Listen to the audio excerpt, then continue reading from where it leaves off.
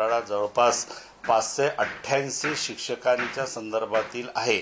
या संदर्भातील माननीय सचिव, शिक्षण सचिव देओल साहेब किंवा कमिशनर, डायरेक्टर यांच्याशी चर्चा करून काय प्रत्यक्ष परिस्थिती आहे याची जाणीव म्हणजे याचं माहिती घेतल्या जातील आणि निश्चितच याच्यामध्ये अनियमितता झाली असेल येणाऱ्या पावसाळी अधिवेशनामध्ये हा प्रश्न सभागृहात उपस्थित करून जे काही भ्रष्टाचार करणारी मंडळी आहेत ज्यांनी बोगस केलं असेल त्यांच्यावरती कारवाई करण्याची मागणी केली जाईल। एक तर हे बोगस नियुक्ती प्रकरण नागपूरसह संपूर्ण महाराष्ट्रात आहे,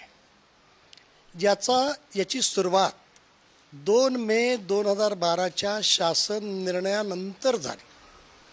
2 मे 2012च्या शासन निर्णयाने शिक्षक आणि कर्मचाऱ्याच्या नियुक्तीला बंदी टाकली।